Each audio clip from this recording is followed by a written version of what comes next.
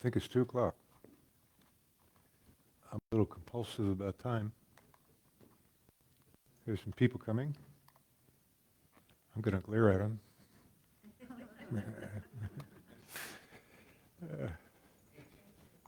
Some days I'm like that. Whatever that is. Okay. Welcome. So for those of you who don't know, my name is Hal. And this thing we're doing today is basically to help me. If you get anything out of this today that you find useful, you might offer a little bit to the church for the janitorial and the air conditioning. That would be cool. This is a no-charge event, though. So I'm doing this, honestly, for me. As one of my teachers, mentor, Hunka, an adopted relative, as she was crossing over, I had to be there. So I'm holding her hand, and she looked over, and she said, "Younger brother, yes, ma'am. Share the medicine, help the people, and stay on the clock." So Sunday morning, Sunday afternoon is staying on the clock. This is not a normal work kind of day. So I'm here to talk about relationships, and the area of study for me, and it has been a long time. I didn't know that a lot of the things that I learned about relationships were not true. And I did learn that a lot of things I could learn. I could learn plumbing, and I could learn carpentry, and I could even get a college degree. There are a lot of things that I could learn. The one I had trouble with universally was relationships. That's the one. I had trouble with relationships. And for a long time, I thought, I'm just not a very good person because I don't do this very well. What I came to understand after a while is that I was brought up, I was taught certain things about relationships that are not true. And I was acting like they were true. And I didn't know that they were not true, and I didn't know I was taught those things, but I kept acting as if things were true. And those things I was acting as if were true caused a lot of problem in relationships. And sometimes I thought it was the other person, that they were the problem.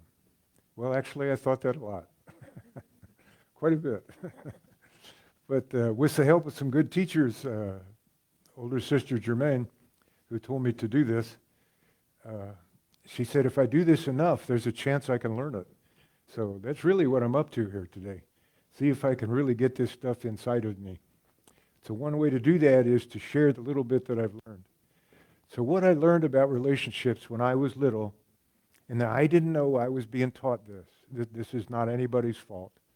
What I was taught when I was little about relationships is that even though I was little, that I was responsible for other people's emotions.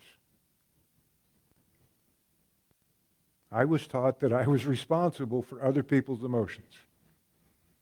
People would say to me, "You pissed me off. You ruined my day. You hurt my feelings. You upset me." So I began to get this message as a little person, because I wasn't particularly dense, that my behavior was the cause of other people's upset. I'm responsible for their upset. This was part of my training. I didn't know this was my training. I didn't know this, that I'm responsible for other people's emotions. Fascinating when you think about it. There's a difficulty with it, as you might imagine. One of the difficulties is this, is if I believe other people, I'm responsible for other people's emotions, if I have that belief deep inside of me, and I act as if it's true, then I also have the corollary that other people are responsible for my emotions. Don't dance that way. I might get upset. And if you're upset, I'm upset. I was taught that I was responsible for the big people's emotions, and I believed it because I was little. I didn't know I was being programmed. Not my fault. And then I had this corollary, naturally, because I wasn't particularly stupid, that other people were responsible for my emotions. I would say things to people like, you pissed me off, you ruined my day, you hurt my feelings, I'm upset and it's your fault. I would actually say that to people. I would say to them, here's my emotions, I'm upset, you carry it, it's your fault, I have this. Fascinating belief. As you can imagine, or maybe you can imagine, this belief got in the way of relationships. It wasn't the person. My belief that other people were responsible for my emotions and I was responsible for other people's emotions got in the way in the relationship. If I think other people are responsible for my emotions, I'm going to want them to change to please me. And if they don't change, I'm going to be resentful. So when I say, you're responsible for my emotions, energetically, I have said, you are here, and I am here. You are in control of me. As one of my teachers, an old man named Irwin, would say, you are acting like a leaf at the mercy of the wind, which is an ugly way to live. I'm upset, and it's your fault. I'm a leaf at the mercy of your wind. And I was taught that. Not my fault. The people that taught me that believe that. It's not their fault. You might even see this in our culture now. Well, people say, don't act like that, don't say that. You piss me off, you offend me, you be different, so I won't be offended. Incredible, huh? You be different, so I won't be offended. And as a matter of fact, here's the other part that's fascinating. I get to tell you how you should be. Not only are you being wrong, I get to tell you what's right. So some folks are pretty comfortable with this position. If you can imagine this, this doesn't work well in relationships. This works really, really well. For indigenous people, they say that the two wings of the bird must be equal in power. Otherwise, the bird will fly in circles and die. The relationship will die. So if I say to you, you hurt my feelings, I'm saying you're responsible for my emotions. Corollary is you be different so I won't be upset. And that works a whole other way too. If you're upset, I'm responsible for your emotions. There's a chiropractor I know who says when people walk in with L4 and L5, they're carrying somebody else. And the back is built for one, not two. You know, we can piggyback somebody for a while, but, you know, not for a long time. And we may do this emotionally because of this belief we have that we're responsible for other people's emotions. Fascinating. Now, here's another interesting thing about this that I just learned in the last 15 years. Neurobiology seems to support this, that when I take responsibility for other people's emotions, you get upset and I get upset, this thing psychologists, I think, call codependent, that when we do that, it affects my serotonin, my immune system, my cortisol, my homocysteine, my blood pressure. Fascinating, huh? And when I hold other people responsible for my emotions, I'm upset and it's your fault. That same thing happens with my blood profile. In other words, this is not healthy for me. I hope that's obvious. In relationships, this is not healthy. Have you all ever remember those, probably some of you do, Seward airplanes, that if you got the wing off, it just kept doing this, crashed and burned. Well, that's an indigenous analogy of the wings of the bird. Better be the same in power. That one person's not controlling the other person with words. Now, this person could say, oh, they're very controlling. And somebody like me might say, oh, you can be controlled? What's your part? They should be different so you don't get controlled? Hold it. That's not where we're going with this. We're not going that other people in the world would be different and then I'll be fine. That's not where we're going with this. This medicine way says, my part is to be here with my relatives without wanting them or the world to be different. Now, for me, that's been keeping me busy, just that idea for a while. That means I have to give up, make an offering of, give to the Creator, the great mystery, all of my beliefs that other people are responsible for how I feel. And that takes me back through my history, because I learned this as a child in my family of origin. I repeated this. I have children and grandchildren. Have you ever heard the transgressions of the parents are passed on to the children for 7 generations? That may be what they're talking about. Because I know I got some of this from my dad, and I know he got some of that from his dad. You can go 7 back, too. So Germaine Sitting Crow used to say, if we're willing to look at this energetic dynamic where we hold other people responsible for our emotions, and we think other people are responsible for our emotions, we go both ways. If we're willing to look at this energetic thing, our relationships begin to even out. We stop wanting our partner to change. We begin to look at, where am I, a leaf at the mercy of the wind? And if you're not in a relationship, don't worry about it. Just drive. If somebody pulls in front of you, how's your energy? For a long time, my first response is unpleasant words to that person. You idiot. Now I understand that the great mystery sent that person to show me how quickly I can move into this. That I'm upset and it's your fault. If you hadn't pulled in front of me, I wouldn't be upset. That's my, what you call it, default place. That's what I grew up with. Being told that the big people were upset because of what the little people were doing. So that's the teaching. I didn't know I was being taught that. The difficulty seems to be that a lot of us don't know that we're still doing that. We're still believing if other people were different, we wouldn't be upset. We're still believing if you're different, I won't be upset.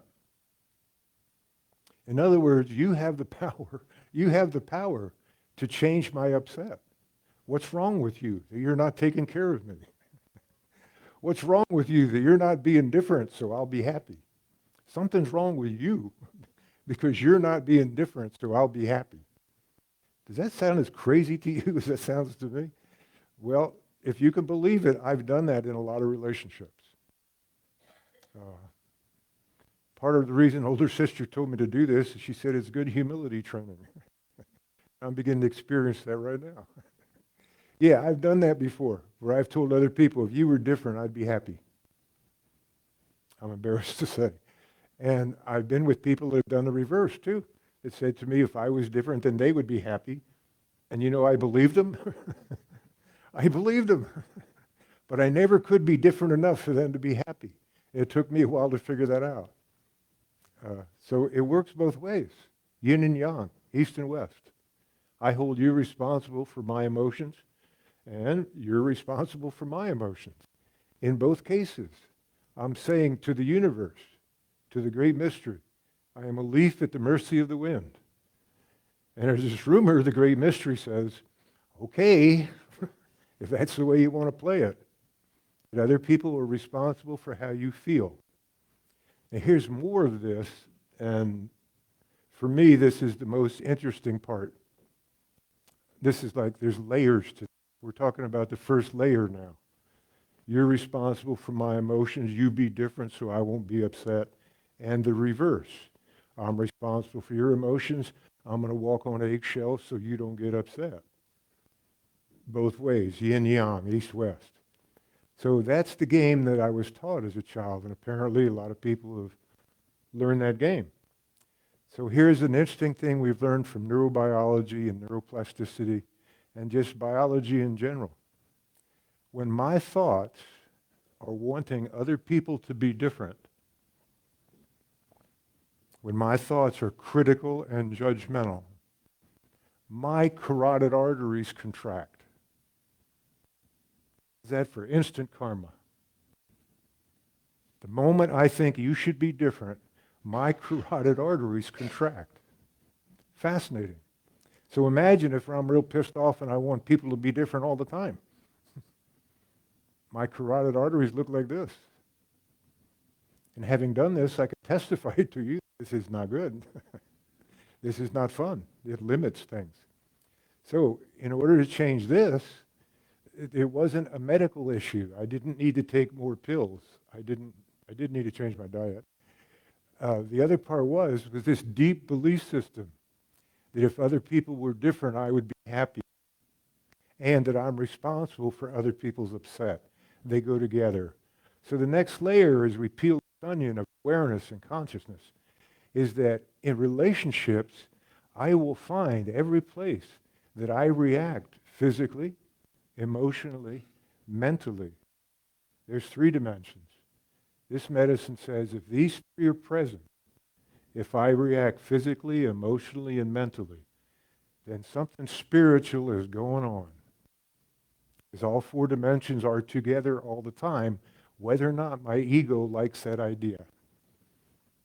My getting upset with somebody and wanting them to drive different so I won't be upset is a spiritual issue. How about that? Because I'm wanting the world to be different so I'll be upset, won't be upset.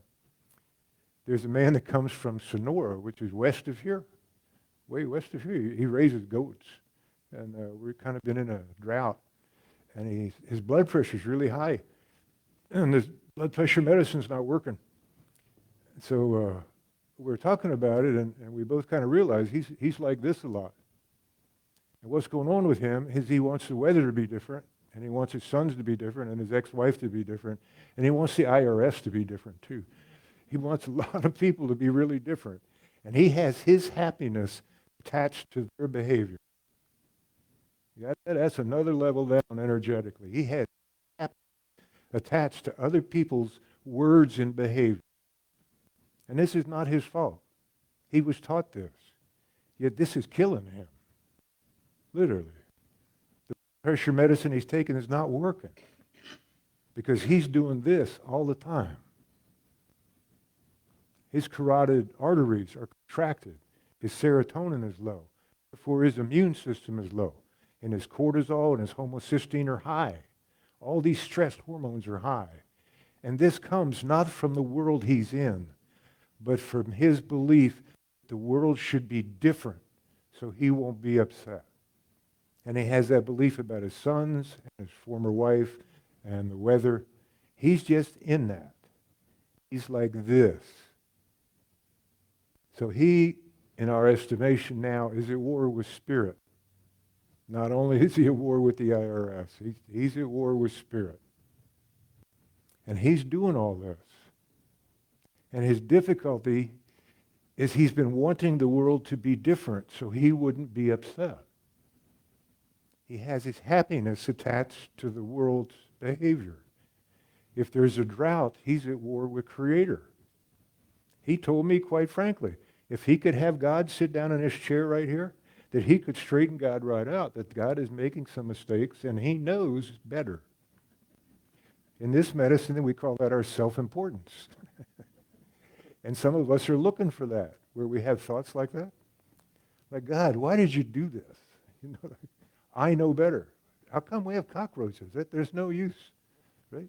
My ego wants to tell the Creator, the great mystery, how this should go. Instead of agreeing with what the Creator sends to me, to agree that whatever Creator sends to me, whether it's physical, emotional, mental, that it's all spiritual. That the guy that pulls in front of me and I hit the brakes and I hear my left brain programming, my program I got from my father, that because he pulled in front of me, automatically he's an idiot. And my heart is closed. And I'm responsible for that. The guy that pulled in front of me is not responsible for that. Spirit sent him. The great mystery sent him to help me see how quickly I take this out of the holster. This is war, right? Hide the heart, close the heart. Judgment, blame, criticism, with the underlying corollary. If you'll be different, I'll be okay. that moves us, that moves us into being somewhat controlling, if you can imagine that. Imagine that? That if I want the world to be different or other people to be different, I might become controlling. I might actually believe I know how they should be. I might even actually express that to them. One of my early teachers, that old man, Irwin, used to tell me to keep a roll of duct tape in the truck. And anytime I wanted to tell anybody how they should be, to grab that tape and to put it across my face. And don't express that stuff. And I said to him, Irwin, why? I mean, other people do stuff that's really stupid. He said, pretend they're a mirror. So what? Pretend you're looking in the mirror.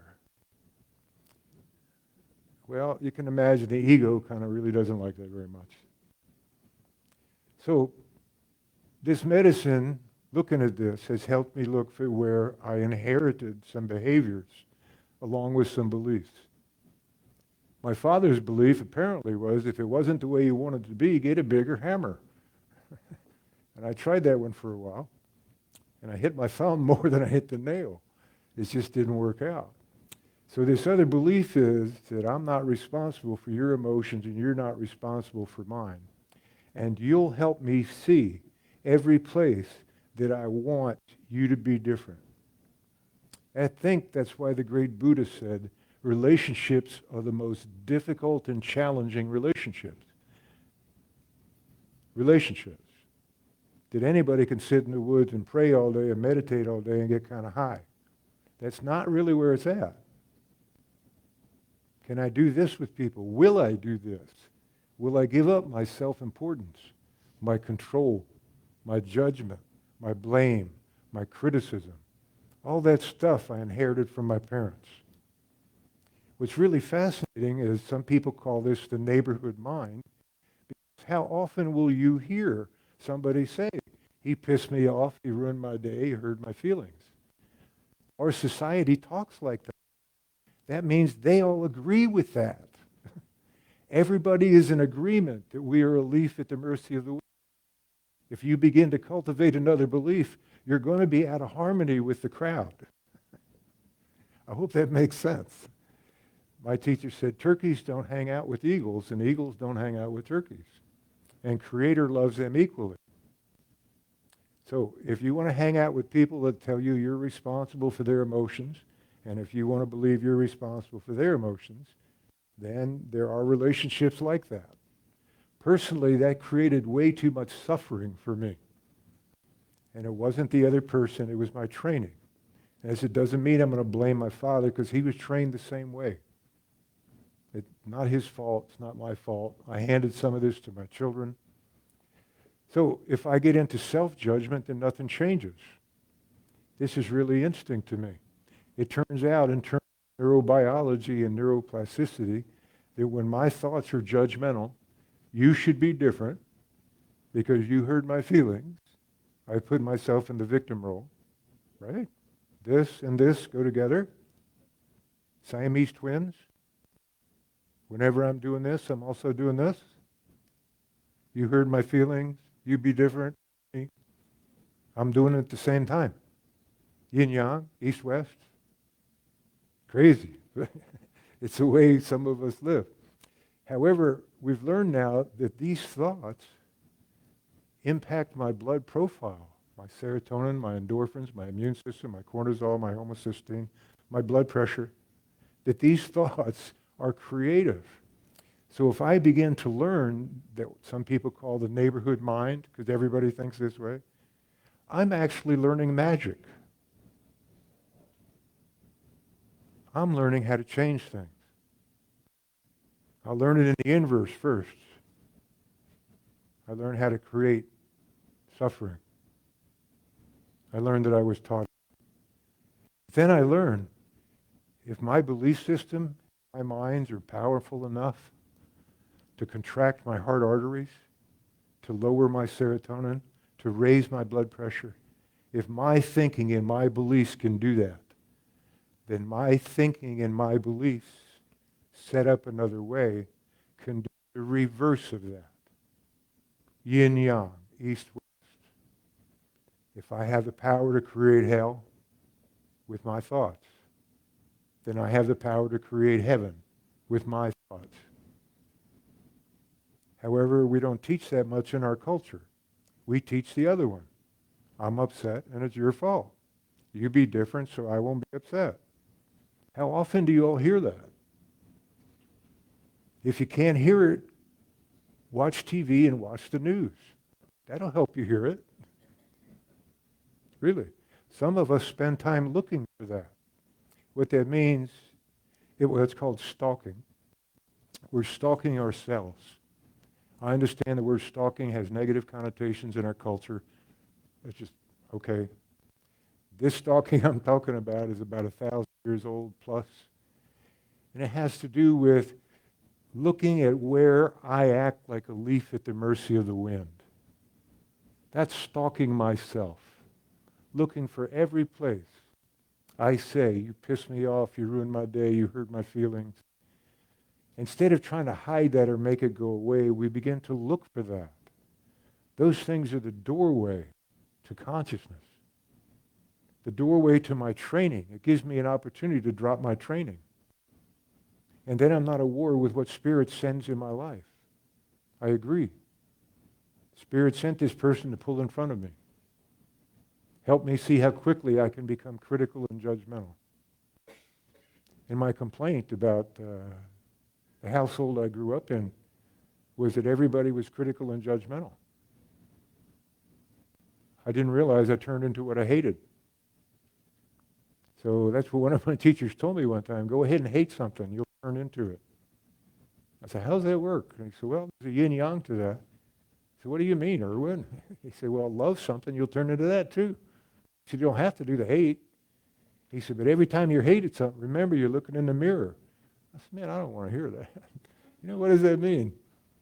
And he said, only things you react to are the things that are inside of you. If they're not inside of you, you don't care, you're indifferent. I said, Erwin, help me understand that. He said, talking to me, he said, you seem to be very reactive to people's negative opinion of you. I went, yes, I am. And he said, yeah, you're like a leaf at the mercy of the wind. All they have to do is criticize you, and you're at war. Your blood pressure changes, your immune system changes, your cortisol changes. Do you know if somebody criticizes you, you immediately go into fight or flight? I went, holy cow, that's true. I changed my electrical system. Now, I know where I learned this. I learned this as a little person. If somebody was unhappy and critical, the caca was about to hit the fan. So I moved into survival mode. So understanding all that didn't really change anything. I understand it. Okay. My interest is in changing the energy. So one of the ways we change the energy is really the inverse. We begin to looking for how often we do it. How often do I say I'm a leaf at the mercy of the wind? How often do I make you responsible for my emotions? How often do I want the world to be different so I'll be happy? We're just looking for it. We're not trying to change it. We're not trying to be good. We're just looking for our programming, our training, where we were taught this stuff. It's not our fault. If I'm aware of it, I have an opportunity to change it. If I'm not aware of it, the program's just running. It's running. I can turn into control freak. I can want people to be different so I won't be upset. I'm hoping this makes sense to you. This stuff is like push-ups in the physical world. Push-ups are very, very simple. I don't need push-up clothes. I don't need a coach. I don't need a DVD. I don't need to join the gym. I can do push-ups anywhere, anytime. They're still not easy. They're simple and they're not easy. So here's the simple part. I was taught, like a lot of us here in this room, that I was responsible for other people's upset. I believed it. Those neural synapses welded together. So those thoughts were repetitive. I believed that stuff. I believed it was true. So, as I grew up a little bit and learned a little bit, I began to get the idea, if I'm responsible for everybody's upset, I'd rather not be around people. I had this idea, well, maybe if I lived up on the side of a mountain back in the woods and then that'd be cool. But I heard Martin Luther King said to people, any fool can be cool when times are good.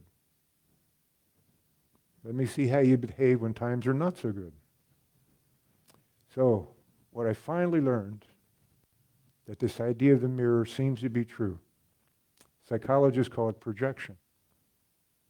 At a spiritual level, we call it the mirror. The way it seems to work like this.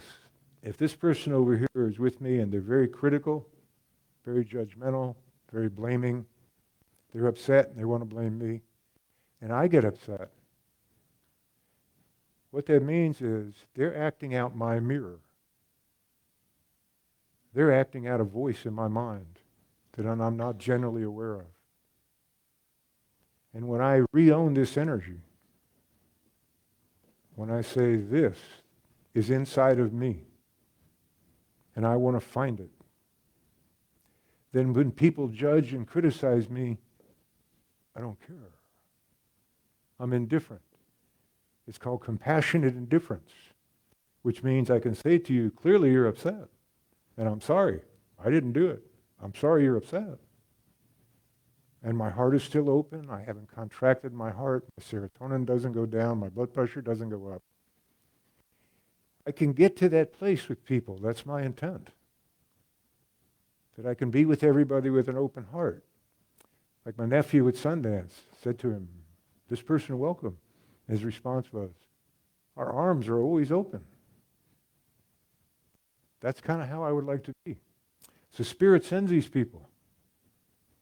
You know, if I play the role of this one, if I play the role of the judge, I can learn energetically,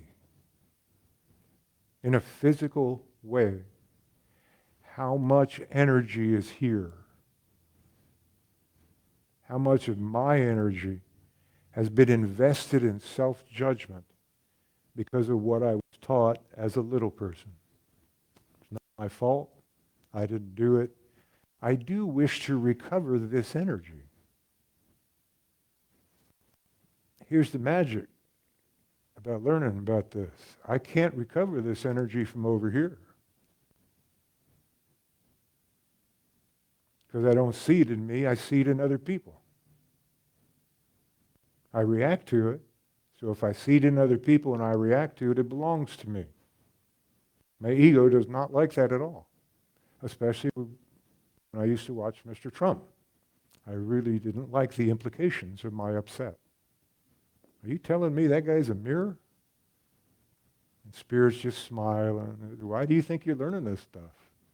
You think there's a place that it's excluded, where it doesn't work, where it's not true? No, it's true everywhere. So when I can acknowledge this energy is the same as the energy in me, and if I'm willing to use this person as a mirror, to use my enemy as my teacher, if I'm willing to breathe in and feel how much is here, how much of my programming is here, how much energy do I have invested in a physical way to feel it, not as a philosophical idea, not as a programming, but as an experience. How much was I taught to do this, and how often do I aim this energy at myself?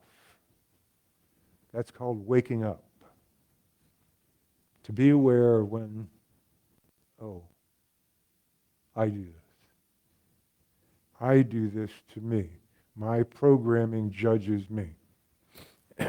If I'm willing to look at the world as a mirror of my inner heart, this stuff loses its power. And this stuff helps me get higher. The more I can see this in me, the higher I get. It's very much like that story the Dalai Lama talks about. He went to the Holocaust Museum in Israel, and he comes out and he's kind of, oh, that was... And the guard said to him, terrible stuff. And the Dalai Lama said, yeah, yes, it is. And the guard says, we need to find the rest of them, a few of them alive, in Brazil or someplace. We need to find them and kill them. And Dalai Lama says, whoa, wait, no. And the guard says, yeah, we need to eliminate that. And Dalai Lama says, I went in there to find me. All of that is inside of me. I'm going to go home and meditate and find that. That's why I came here. When you talk about killing them, you talk about killing me. No, that's in me. I'm looking for that all the time. The other story about the Dalai Lama, he was in Vietnam after the Vietnam War was over doing reparations with people. And he took a tour up in the mountains and they saw this, what they call it, air lily. A great big flower, white flower, lives up in a tree, not in the dirt. They call it air lily. And the Dalai Lama says, oh, when I reincarnate, that is so beautiful. I'd like to reincarnate like that lovely lily. And the guy, the Vietnamese guy, turns around and says, I thought you were the Dalai Lama. He said, well, yeah, I am. He said, I thought you didn't have any desire. You're the Dalai Lama. You're not supposed to have any desire. The Dalai Lama said, when it comes to desire, I have 1,000 hands. I'm just full of desire. But it's not running the show. It's just in there and I'm feeling it and acknowledging it. Yeah, I'd like to be as beautiful as that lily. Yes. And that's all. No judgment, no blame, no criticism, no I should be different. None of that programming. That's what's true for me. So this stalking medicine means that we start looking for where we act and think and behave like a leaf at the mercy of the wind. It's really easy to find if you're curious. And then the other part is we were taught to think that way. It's not our fault. Some people call it the neighborhood mind. If we learn how this works, we can end up doing magic. We can change our serotonin, or our blood pressure, or our immune system, our dreams, our relationships. We can change all this stuff by using the world as a mirror that Spirit sent you to help me find this. Germaine Sitting Crow used to tell us, so when I don't love and honor myself, when my mind is critical of me, when I don't love and honor myself, other people's words are like an arrow into my heart. Bam. When I learn to love and honor myself, other people's words are like an arrow through smoke. Smoke don't care. It just keeps getting higher. So, my relatives, the people I react to, help me find where I'm not smoke. Helps me find where I want people to be different. And I know how they should be. If they just ask me, I'll make the list. So I acknowledge when I'm into that, I'm at war with what Spirit has put in my life. I'm not in gratitude. Here's an interesting thing from neurobiology. It turns out that judgment, blame, criticism, self-pity, fear, and self-importance, my self-indulgences that I was taught judgment of other people and myself, self-pity, oh poor me, fear, the mind wandering around in the future, making up ugly stories, and self-importance, I know the truth. If God shows up, I can straighten God right out. Self-importance. My self-indulgences, that I can begin to look for these to heal myself. Not because they're a problem, but they're my training. And neurobiology has taught us in the last 15 years that if I indulge in judgment, blame, self-pity, fear, self-importance, if I indulge in those thoughts without awareness, without taking responsibility, it affects my telomeres at the end of my DNA molecule. And my telomeres determine whether my DNA replicates like a Xerox machine or whether it begins to curl. When it begins to curl, we don't get a new cell that looks like the old cell. We get what we call aging. Aging from stress. So a good part of the stress is from our environment and drugs or alcohol or whatever. The other really big part of the stress is the self-judgment. That really hammers the telomeres at the end of the DNA molecule. When I'm doing hospice stuff with people, that's always the last thing we're talking about. I don't want to die with my mind full of self-judgment. So that's a good idea. Good idea. So I might want to be responsible how much I'm believing those judgments. I have the judgment that I was taught to do, those neural synapses are welded. How much am I agreeing with the judgments? One of my granddaughters told me a few years ago, every time she looked in the mirror, she heard a voice that said, "You're not pretty." She agreed. Don Miguel Ruiz calls that voice a parasite. Eckhart Tolle calls it an entity. In our office, we call it the shadow side, the internal judge. So not only she inherited this voice, you understand? She didn't have it when she was born. I was holding her 4 minutes after she was born. She didn't have that voice. She didn't inherit that voice till she was about 18 months, 2 years old. But every time she looked in the mirror, she heard this voice. She used to wonder why she was kind of depressed all the time. Constant judgment is depressing. Duh, right? Constant judgment lowers the serotonin. Duh. A serotonin uptake inhibitor drug is not going to change that unless I change the constant judgment. I mean, I hope that makes sense. I don't want to get in a war with anybody here about psychiatry. I have lots of people that I've worked with that have told me, I'm taking the drugs, ain't nothing getting better here. Because this voice in the mind that they inherited, the constant judgment, probably the one that Jesus guy was talking about when he told people, judge not.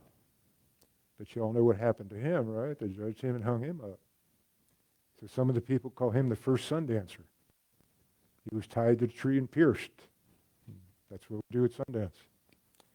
So, what we've also learned from neurobiology is that if I cultivate thoughts like gratitude, appreciation, compassion, and caring, I begin to heal the telomeres at the end of the DNA molecule.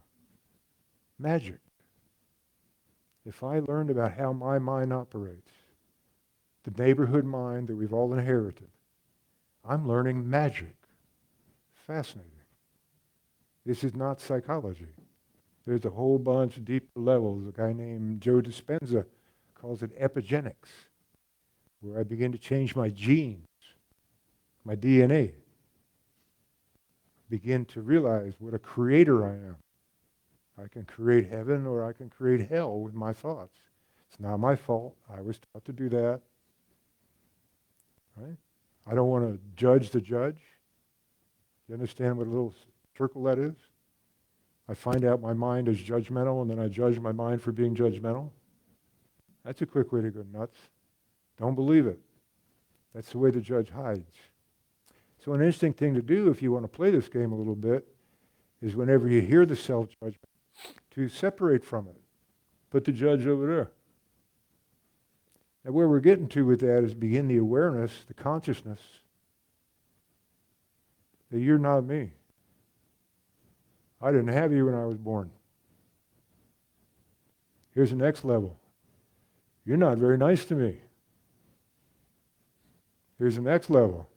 You live in my mind. Up on the reservation where we play around with this sometimes with some of the younger men. The joke is like, you guys want to go out and hunt buffalo? Yeah. Well, there's something shooting you in the butt with your own arrows. That would be that. Right? Does that make sense? This can keep me from dancing the way I want to dance, saying what I want to say, doing what I want to do. This can control me more than the government. I'm not fond of our government. That's not what I'm implying. I'm just saying that I think my government acts the way the judge in my mind acts. Controlling, dictatorial, telling me it'll take care of me, and it really does not take care of me. So part of the way to uncover this, if you're willing to look at the judgments, the blame, the criticism, the self-pity, the self-importance, and to begin to separate from it. That's not me. I didn't have that when I was born. I have a mind. and it seems to have an infection in it. Most of my mind is absolutely fine. I balance my checkbook. I remember how to drive my truck. I remember where I live and how to cook eggs. Most of my mind is just great. I have an infection that I inherited. There it is. You're not me. The difficulty is I've been believing you. I've made you my God. My goodness.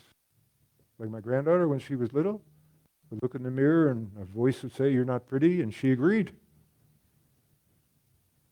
So what we learned from neurobiology in 2005 is that if we cultivate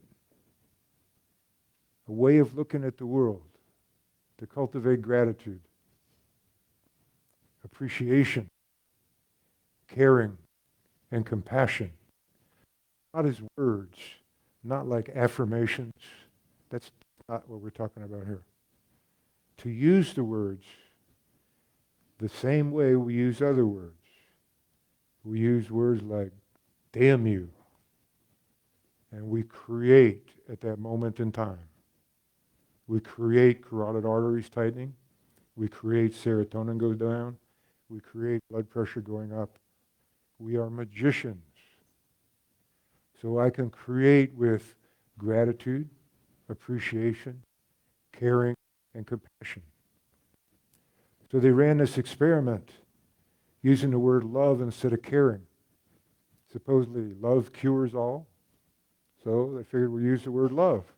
We'll have research students use those 4 words and do these EEGs and check their serotonin, their cortisol, we'll do all these tests. And the word love didn't work as good as the word caring. So all these guys, these researchers, these PhD people and MD people couldn't figure it out. And one of the lady technicians says, this part's really easy, guys. Have you all ever heard this? If you add a female to a group, the group IQ goes up 25%. That's true. True. Anyway, the technician says, hey guys, some of us have had an experience that we called love that was not very much fun. We have some associations with that word.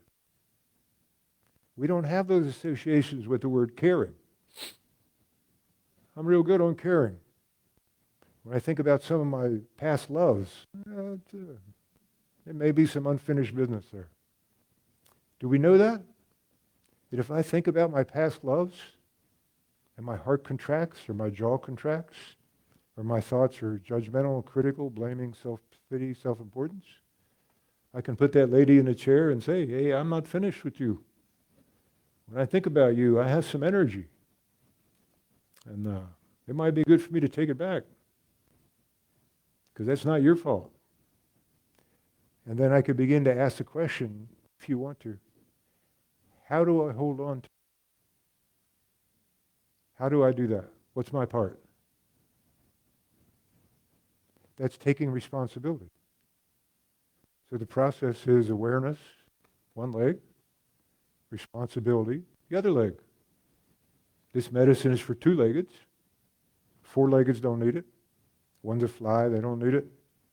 Ones that swim, crawl the earth, they don't need it. We're magical beings. We can create hell without dying. One of my teachers said to me, this is a rumor. Okay, I don't know. I'm going to check it out. I'm going to check it out. He said to me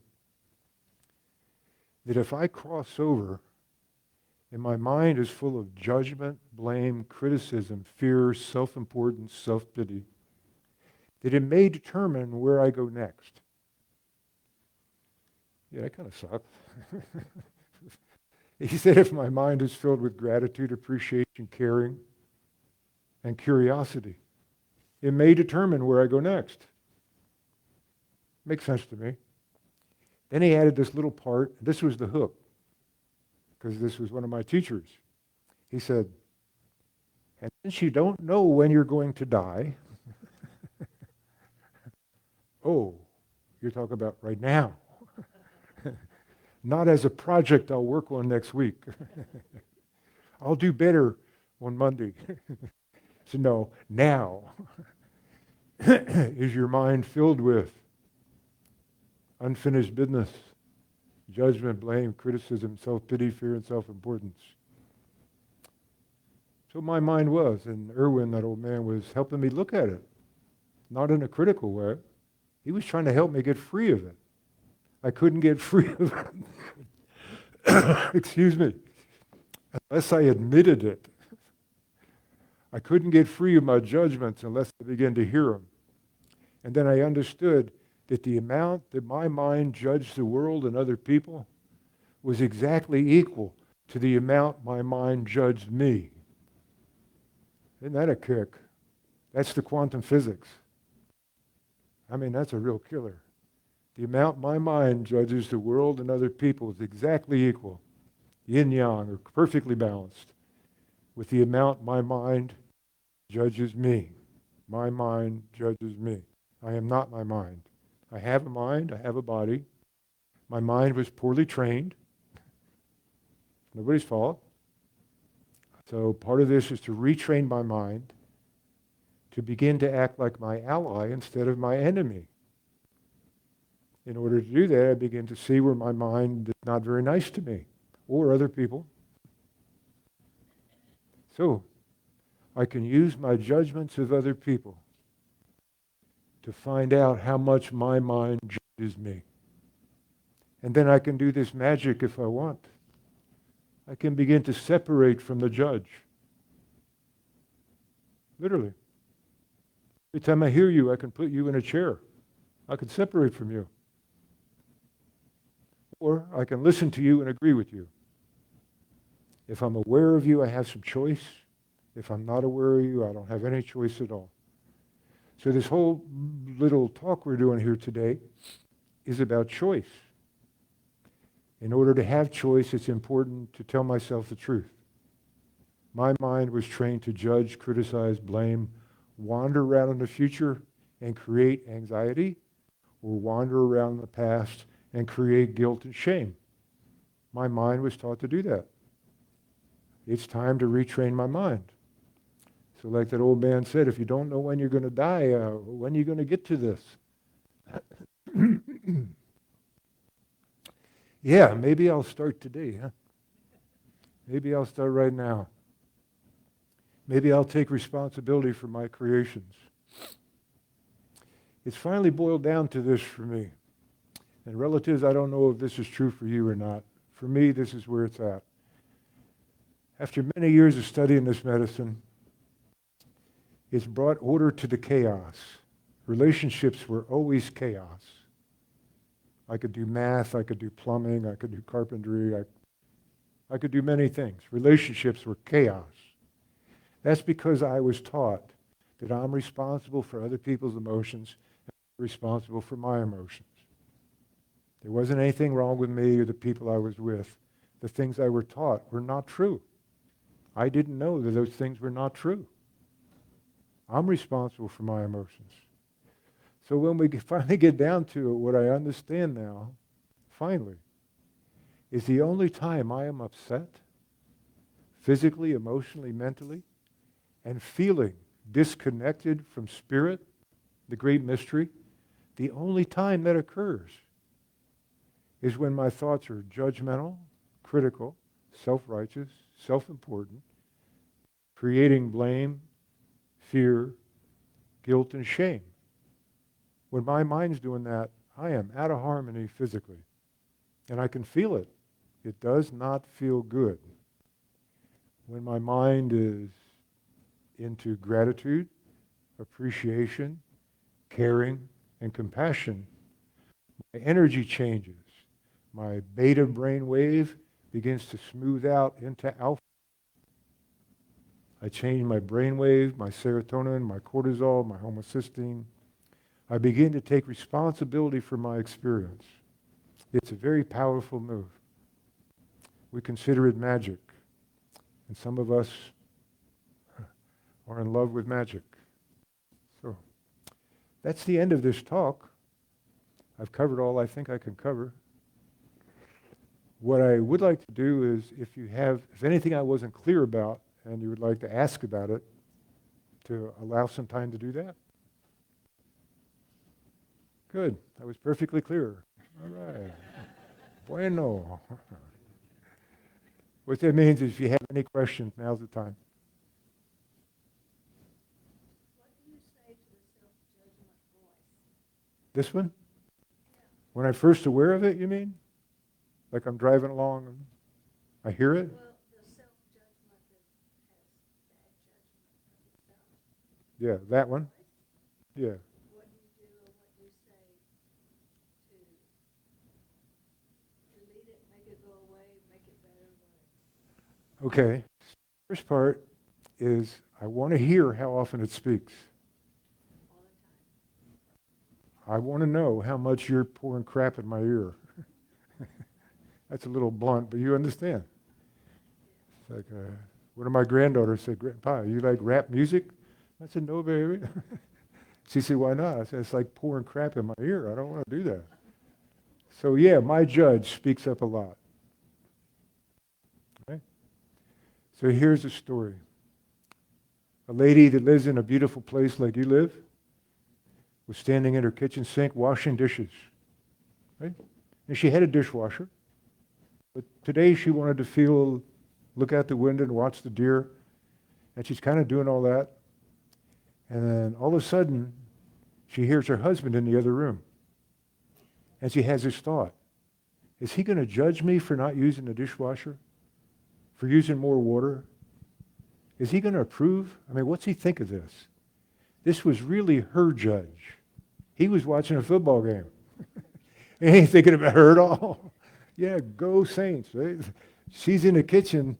Her judge has hidden behind her husband. Her judge has told her, your husband is going to judge how much water or hot water you use. It wasn't her husband at all. It was her judge that projects itself on other people. Does that make sense? I'll see my judge in other people. I won't see my own. So anyway, let's say I'm like that lady and I finally hear this judgment over here. My first move is to say hello. Hello. Hello.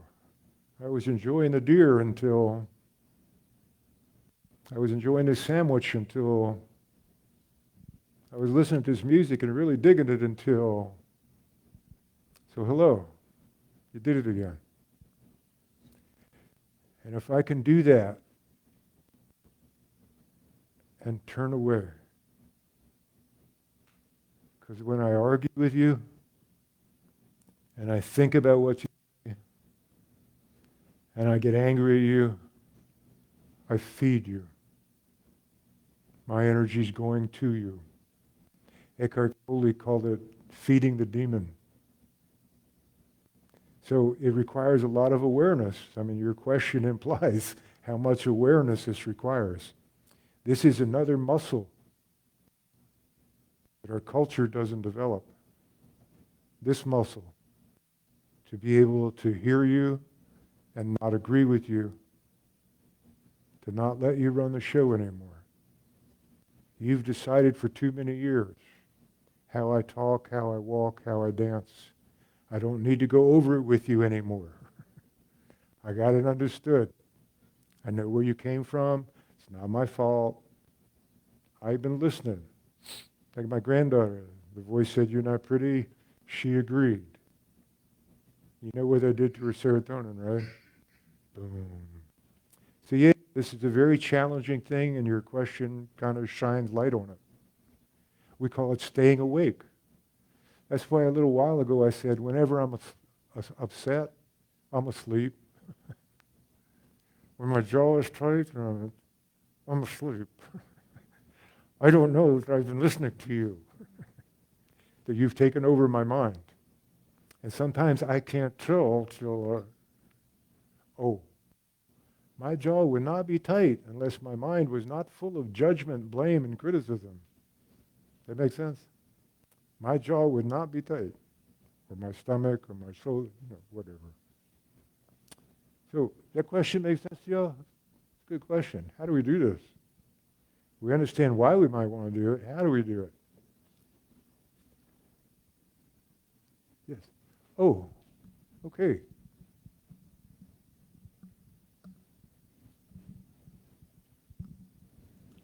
So I've heard it said that there's really only two emotions, love and fear.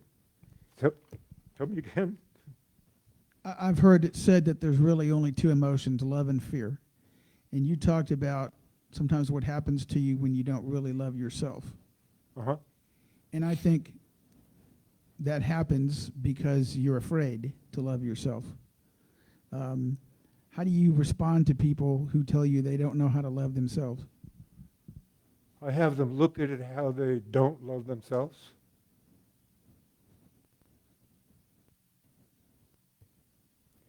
Somebody says, I know that I don't love myself. I'll say, teach me how you do that. And they'll be forced to look at how they treat themselves. And when they wake up to that and they cut that crap out, they will automatically love themselves. They don't have to be good or give 10% to the church or bow to the east or do any of that crap. It's the self-judgment that's a killer, right? I mean, that's what we've been talking about today, I hope. So yeah, I may not love myself. Where did I learn to not love myself? How do I do that? And then my thoughts are not loving. My thoughts are judgmental, blunt, right? And my thoughts wander around the past and they hang on to the past. There's an attorney that comes from Georgetown. He tells me that his mind has filing cabinets. That at night, his judge goes over and opens the cabinet and says, 1989, look what you did. He wants the judge to go away. When we're together, I want him to play the role of the judge. I want him to own physically how much energy is in that. And where did he inherit that? How often does he believe that and agree with that? How often does he look at the file?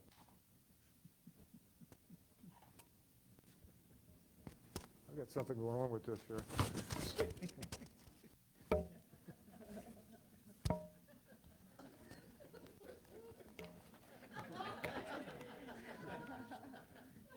Nicely done. Let the judgment begin. Oh, Spirit sent you too. Huh? Okay. So, tell me if that makes sense to you. If somebody says, I never learned to judge myself. What did you learn? Teach me that. You know, it's real hard to keep that crap up if I'm aware of it. If I'm not aware of it, it's real easy to keep it up, right? Yeah. So awareness and responsibility. I was taught self-judgment. It's not my fault. How much am I doing it right now? Because the guy that taught it to me is dead. He's been dead a long time. Yes. Does that make sense? We look at the inverse. Like if somebody in the office is working on something very emotional and their throat tightens up, I give them a towel and I have them choke the towel. We reverse the flow of the energy. Instead of turning it inward, they externalize it. And the emotion comes up and then they clear it. Right? It's just real simple. This stuff was developed by native people. They didn't go to college. They didn't do psychology. They just looked at the energy of things. Right? Instead of choking me, I'll choke the towel and see what happens.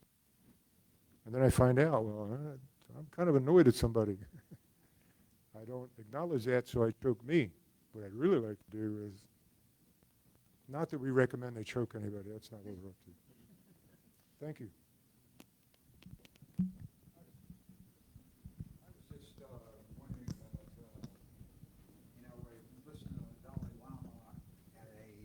I listened to Dalai Lama at a conference one time, and he was, someone said that people hate themselves, and he had to have it explained to him. He said, how could the self hate the self? It was an enigma to him. Yes. And he Yes. couldn't understand that and had to explain that it was rampant in the West. Yes. Yes. It's true, isn't it? It is, very true. Yeah. So in the office, if somebody says, I hate myself, I hate myself. We acknowledge that's two, I and the self, right? That's what he's talking about. The Dalai Lama's going, what? What are you talking about? There's only one. I hate myself. So if somebody comes in and says that, a little bit like, I don't love myself. I hate myself. I hate myself. That's two.